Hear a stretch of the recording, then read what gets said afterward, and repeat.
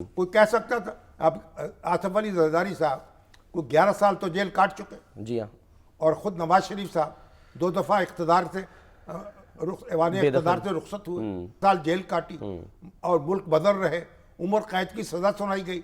और परवेज़ मुशर्रफ की हुकूमत तो चाहती थी वो फांसी की सज़ा हो जाए, मगर वो जज जो थे रहमत हुसैन जाफरी साहब, वो उन्होंने इस पर इनकार कर दिए, उन्होंने फांसी की सज़ा देने से। तो बहरहाल उसके बाद वो वापस आए, फिर इक़्तिदार उनको नसीब हुआ। तो इसी तरीके से जहाँ में अहले ईमान सूरत खुर्शीद जीते हैं, उधर डूबे इधर निकले, इधर निकले उधर डूबे, इधर डूबे उधर निकले। तो इस पे हौसला रखना चाहिए।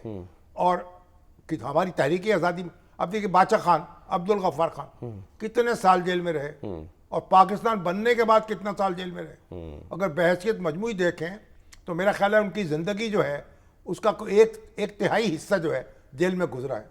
अच्छा। अब तो समझ अचकज़ई जो महमूद अचकज़ई के वालिद हैं वो कितने साल जेल में रहे, वो भी मेरा ख्याल उनकी ज़िंदगी जो है उसका एक तिहाई हिस्सा जेल में गुजर गया। मौलाना अबुल कलाम आज़ाद कितने साल जेल में रहे, पंडित जवाहरलाल नेहरू कितने साल जेल में रहे, गांधी जी कितने साल जेल में रहे, मौलाना जफर अली खान कितने साल जेल में रहे। मौलाना जफर अली कहते बचपन ही से लिखी थी मुकद्दर में असीरी, माँ बाप कहा करते थे दिलबंद जिगरबंद। 12 साल 14 साल 18 साल, लेकिन हौसले के साथ। अताउल्लाह शाह बुखारी कितने साल जेल में रहे। अभी आगा शोरश काश्मीरी जो है उनकी बरसी मनाई है कल 2 दिन पहले। इतने बड़े अखबार नवीस थे और तहरीक आज़ादी के कारकुन, क्या हुआ, कितने साल जेलों में रहे।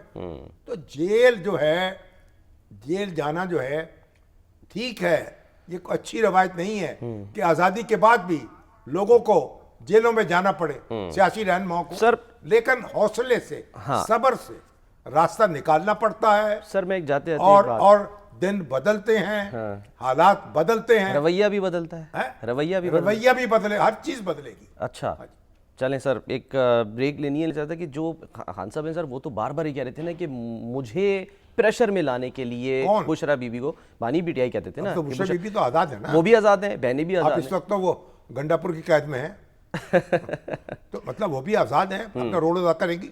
अल्लाह करे चलिए उनसे भी कोई राब्ता हो, उनके जरिए कोई मामला हो, कोई बातचीत हो, हुकूमत और खान साहब के दरमियान। हमें इसमें क्या एतराज़ है, हम तो चाहते हैं कुछ सुकून आए। अगर लोग जो हैं अब अगले इलेक्शन में खान साहब को वोट देना चाहें दे दें।